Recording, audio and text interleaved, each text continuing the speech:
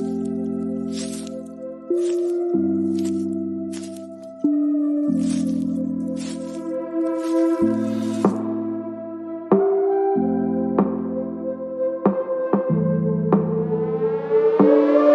name is Cassy Summers. Welcome to the Curious Universe podcast.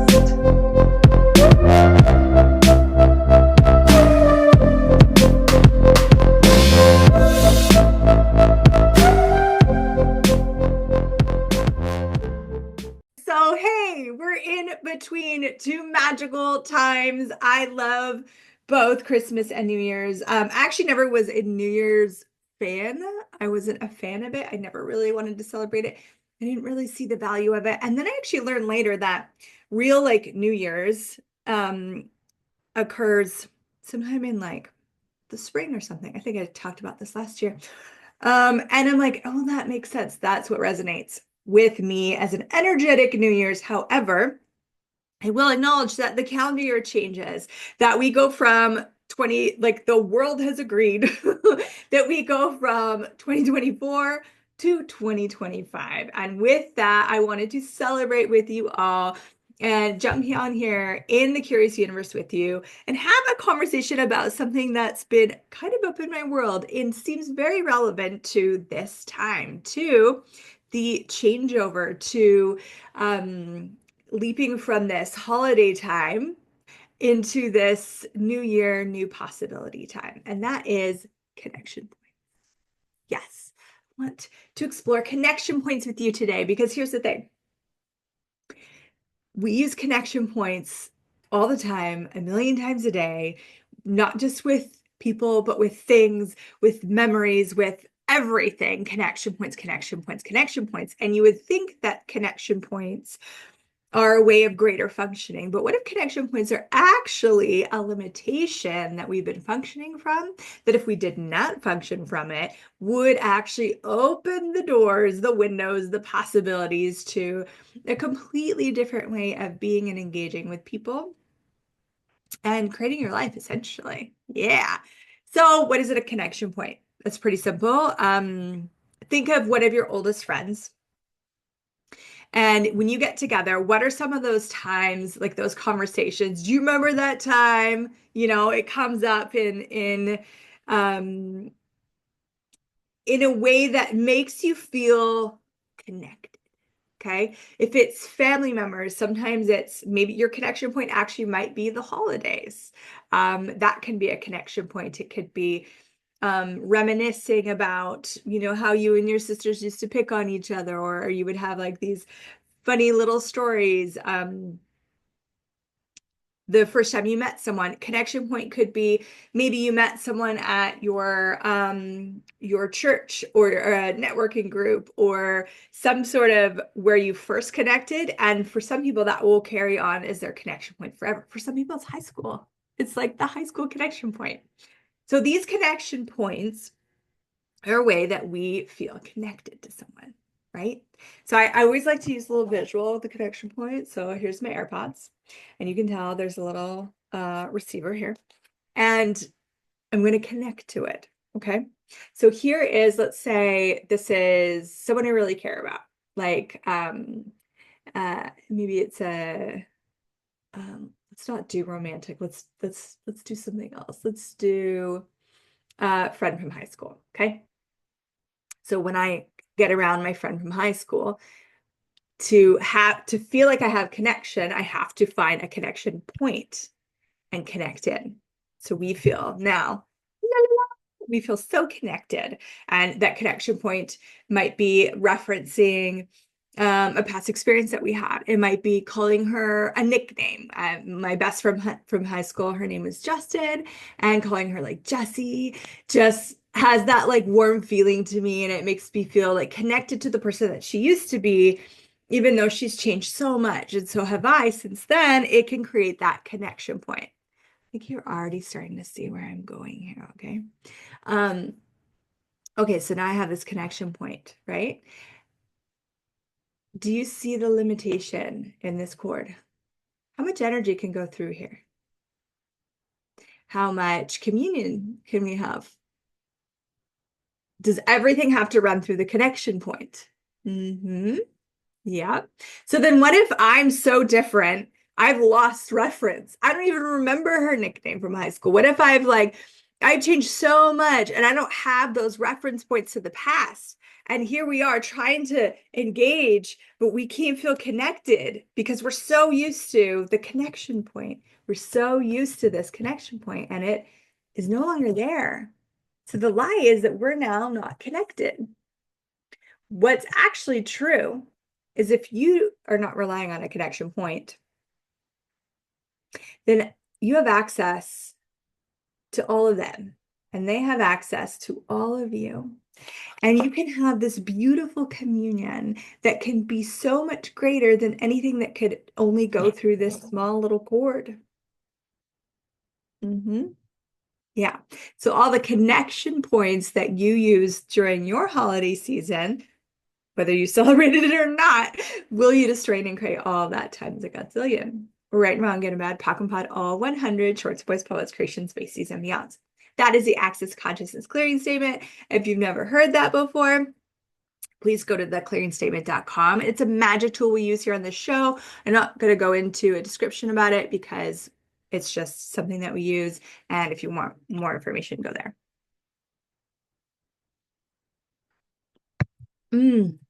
This is hot cocoa. Yeah, it's so good. It needed to be on the show today. Okay, so this is the whole thing. So what happens is a lot of us will actually fear changing too much because we don't want to lose our connection. We don't want to lose that connection point. We think if I lose this connection point, then I lose them or they lose me or all of these things. And so if we change slowly or, oh God, we try and bring them along, I may be guilty of that sometimes, okay? It's silly. I actually just realized how much I still do it. I thought I don't even do that anymore until the recent big massive change I had at this class and I came home and I realized I was just like, I'm just gonna try and bring everyone along, no matter if it exhausts me and kills me. If that's been you, just stop. Just be like, okay, cool. I don't have to bring anyone along. You're being the invitation. You're being the invitation. They can come along if they want to. And what if you're still in true communion with them, even if you have lost the connection? It's okay to lose the connection, guys, because you actually create, it puts you in a creative motion rather than a stable motion. So with the connection point, you're trying to keep everything stable, creating the relationship stable. You want to make sure that nothing disconnects this cord, right? And so if you're maintaining stability with a relationship, whether it's friendship, romantic, family, it doesn't matter. Even like your work relationship, if you're trying to create that stable relationship, then it can't change or it can't change too much, right? And then it gets stale. It loses its spark. This is where we see marriages where it's lost its dazzle, it's lost its creativity. This is where we see friendships that die. This is where we see family that just drift apart because they're not actually creating like new possibilities with each other. For me, it's always been about creation. I've always looked at that with my kids of when I notice like a drift in communion, I'm like, okay, cool. What can we be creating right now? What are we not creating that we could be creating that if we created it would actualize as greater intimacy and communion with each other? That's what you really want. Do you really want things to just stay the same? Do you really want, and if you do, then this podcast is probably not for you. You maybe hit play by accident because I am not about stability and order and keeping things the same. And I think most of the listeners here are not about that either. We are about the change. We are about the possibility, right? So, okay, so if you were willing to let that stability go, and I know a lot of people get into relationship for stability. I know a lot of people have bought this idea that stability is the greatest thing. And, he puts a ring on it and now I'm stable and la la la la, la, happily ever after. It's all bullshit. Sorry if you don't know that yet. And, I'm not like a bitter divorcee, but it is all bullshit. How many people do you know that have divorced, separated, broken up? How many? Yeah, like a bajillion, right? What if stability is a lie? Even a stable job, you got that stable job. During COVID, how many people lost their jobs that were stable jobs? There is no actual stability. It is a lie. It is a lie that you bought. It is a lie that we were told and we were sold. And a lot of us went, yeah, I want that. So whether it's in relationship, business, anything, there is no stability. It is all about acknowledging creation. So if you had no stability, you were, Gary Douglas talks about like creating on quicksand. So quicksand is the floor beneath you, the ground, what you're standing on is not stable. And it will suck you down, right? The only thing that keeps you from getting sucked into the sand is creation, create or die, because that's what will happen with everything. If you don't create with the relationship, it dies. If you don't create with your body, it dies. If you don't create with your business, it dies. Everything, if your family, all these things, they will die over time if there's not that creative energy. Creative energy is life energy. It is a life force. And you want to have that in all your creationships, relationships. If you're functioning solely from connection points, then the only amount of creativity you can have is going to fit through this one little entryway, through this one little cord. That's so limiting as to what you could actually be creating with them. If I called up my friend Justin and I was like, hey, why don't we start a business together? We don't have a reference point for that. We don't have a creation point for that. We'd have to create something completely different, completely new that we've never created before. I think some of us love those like new relationships because it's all about creation. You're discovering them, you're like creating romance with them, you're creating all these things, and then after a while, it's like the toast pops up, like ding, it's done. We now have a stable relationship. We will now stop creating and it will start to die. And we'll wonder why in 10 years from now we hate each other or don't even remember each other. Okay, so connection points. All right, so that was the first piece I wanted to explore with you all. I feel like I just fire hosed you. Take a moment, process everything.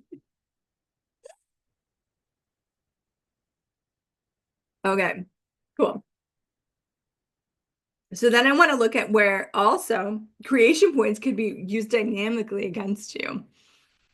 Um, there was this woman that I used to create a lot with, and I was engaging with her, and I found myself kind of like putting on a personality that I used to have when I used to, like way, way back in the day when her and I used to hang out. So different than like that friend from high school where I'm talking about her nickname, da, da.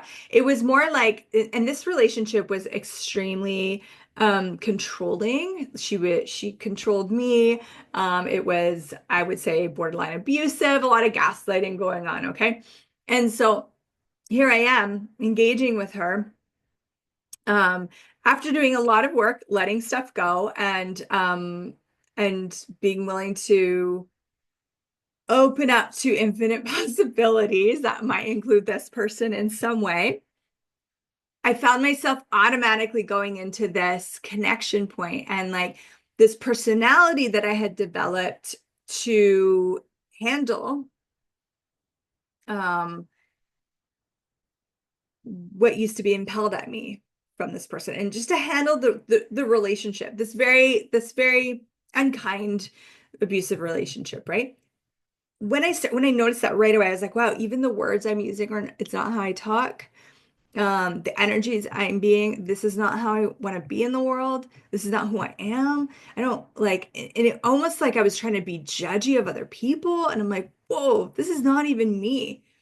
I realized, okay, wow, I created this whole personality as a way to connect with her because for whatever reason, which is irrelevant, I thought like that was the best personality that would make her feel connected to me. And if we buy the lie that if people feel connected to us, they're nicer to us, right? This is what was going on in my universe.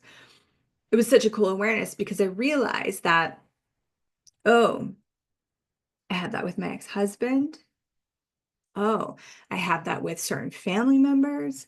Oh, I have like these personalities that I've created to connect so that there's a connection point. It's almost like it's kind of brilliant in a way because rather than like directly connecting, I create like this false personality that can connect for me for whatever reward I thought I was going to get from it. Okay.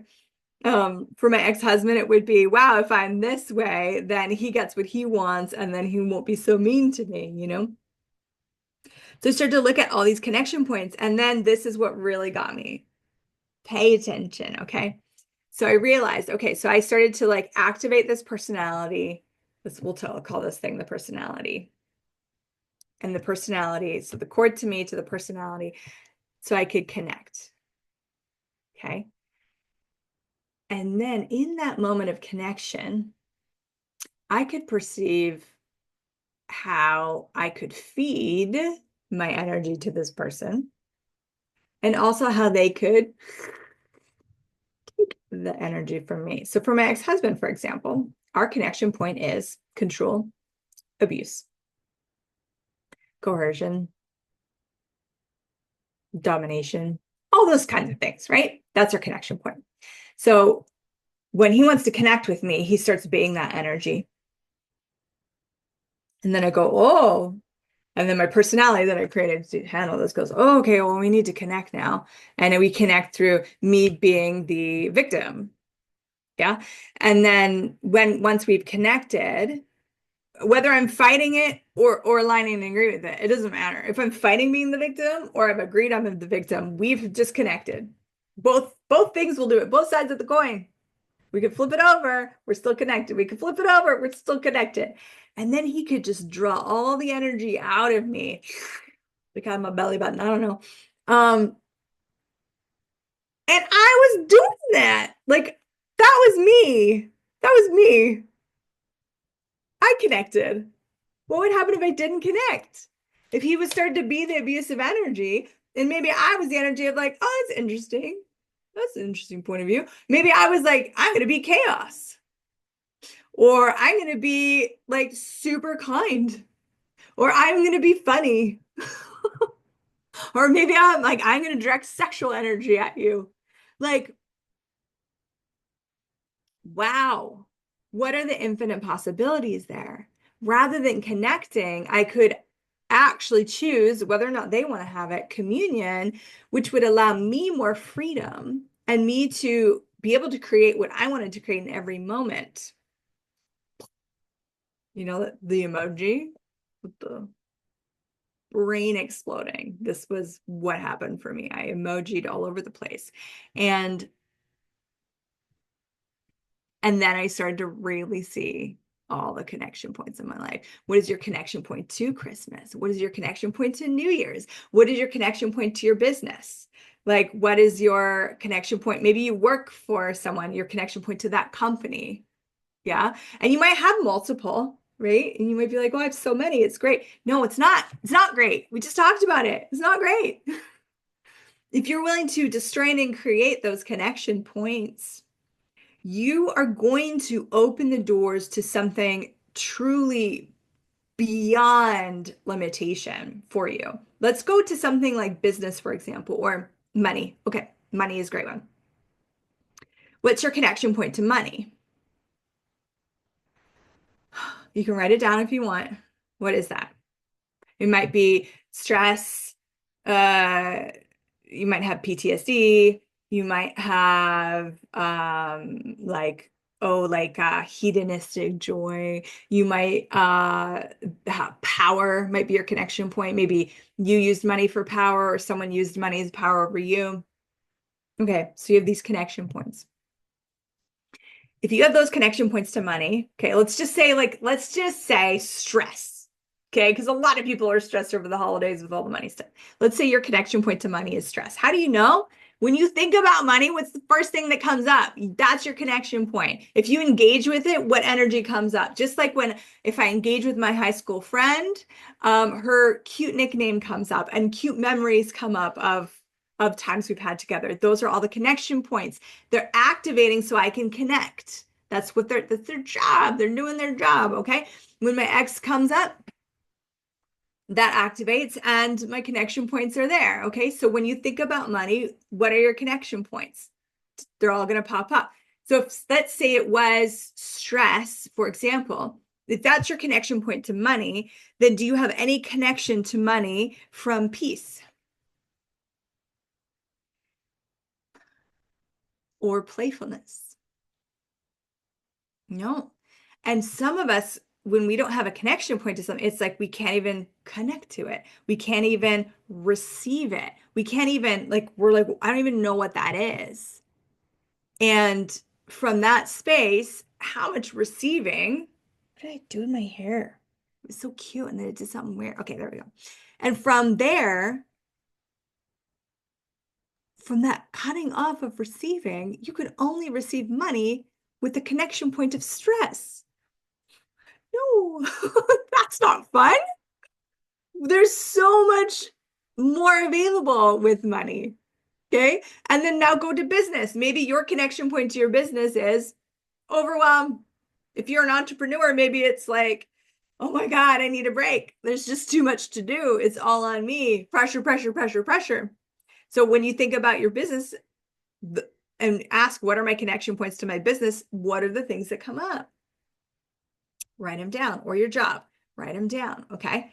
So, and then what you want to do is just try and create all connection points to fill in the blank, to money, to your job, to your body. What are your connection points to your body? That makes me want to vomit. We shouldn't have a connection point to our body. We should fully embody our body. We should have total and true communion with our body, intimacy with our body. What if you had that with your business? What if you had that with money? What if you had that with everyone and everything? Intimacy is, there's these elements of intimacy we talk about in Access Consciousness. Okay. So it's like gratitude, yummy, allowance, where everything is just an interesting point of view, trust, which is not blind faith. It's trusting that what they will do, what they're going to do. Okay. Like money's going to do what it's going to do. Money will probably inflate. Like, money will probably, I don't know. Do its thing. Okay. Honor, to treat with regard, to treat money with regard, to treat your business with regard, to treat your body with regard, your partner with regard, um, and vulnerability. So vulnerability, would you be vulnerable with money? What would that create? Vulnerable with your body, vulnerable with your work environment, with your business. Okay. So and then true communion. So bring all those together. That is what's possible beyond connection points. If you are functioning from connection point, you can't have all of that because you can only have what matches this. What matches the receiving whole. That's it. Completely different reality when you can create from and with total communion and total intimacy. So as you've gone through your holidays, maybe you need to clear some connection points from that. And I know people have been like, never again. Like I've done that. I'm like, never again. And am I doing this at Christmas, or never again am I blah, blah, blah. Well, that's a connection point. It's a connection point to something. Talk about it. Talk about it. What would you like to choose next year? That's a creation. Okay, cool. Maybe not my best choice. I wonder what I'd like to create next year. Now you're in that creative energy. You're not avoiding connection. Oh my God, I was going to end this. Now we have to talk about avoiding connection. Okay, let's just finish this for a minute. The Pock and Pod piece. So Pock and Pod, your holidays, and then Pock and Pod, whatever the new year is for you. Like I know a lot of people do the New Year's resolutions, they do whatever, but if you destroyed your connection points to that, you could create beyond anything that you've ever created. If you're functioning from the connection points, then you are limited to what you created last year, only to like a slightly greater degree, because you can have incremental change and keep connection. Massive change, you cannot have that with connection points. Okay. So now, lastly, here, as we are here today together, how often are you avoiding connection points? That still means you're trapped. Just because you're avoiding it, it doesn't mean you're free. It doesn't. If you're avoiding something, you're the opposite of free. Because it owns you in some way, or you wouldn't be avoiding it, right? You just deal with it. So everywhere you're like, maybe you're avoiding Christmas, maybe you avoided it altogether. You were, because of the connection points are like abuse, anger, disappointment, frustration, commercialism, I don't know, debt, whatever it is. And so you're like, and it's trying to connect with you, and you're like, nah, I'm not doing it. You're the best prop for this. Thank you so much for being such a good prop for this episode. I'm grateful for you. So you're avoiding the connection. You're just like dodging it as it's trying to connect to you. That also doesn't give you freedom to create something beyond it. You just want to actually pock and pod the connection points. Use the access consciousness clearing statement. All the connection points I have with this, or this person, or this situation, or this holiday, or whatever. Destroy and uncreate it all. Right and wrong, good and bad, pock and pod, all 100 shorts, boys, povas, creation, spacies, and beyonds. And again, go to theclearingstatement.com if you want to write that down, if you want to hear it more and you want to play with it. It magically, and you might have to clear it more than once. Clear it and clear it and clear it and clear it and clear it. All the connection points to this, all the connection points to this, all the connection points, until eventually you have no charge. Okay. And when you know that you have no charge and you have space around it, you have allowance around it, that most likely you've cleared those connection points. And from there, what would I like to create? You don't have to celebrate the holidays, but from that space of total choice of like, oh my God, during this time where everyone else in my country is celebrating Christmas, I really would like to do this. You see that different energy, that creative, like joyful energy of possibility? When everyone's doing New Year's resolutions, I really want to do this. I love doing ask lists. Why was that so hard to say? I need more cocoa.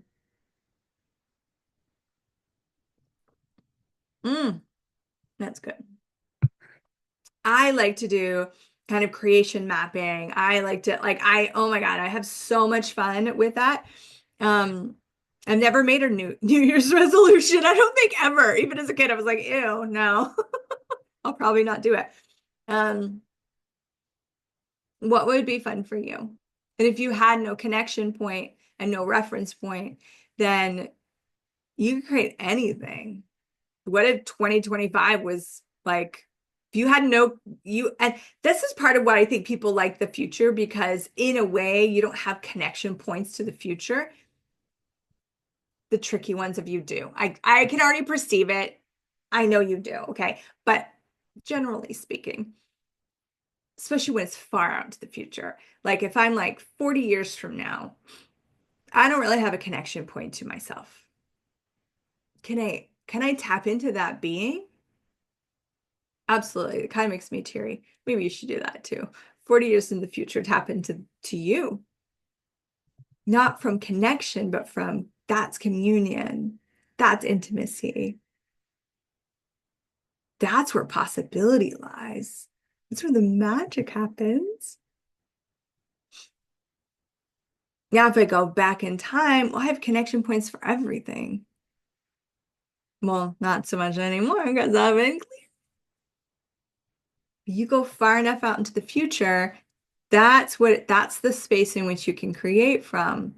There is no limitation there. There is no limited cord, limited reality. There's nothing holding you stable.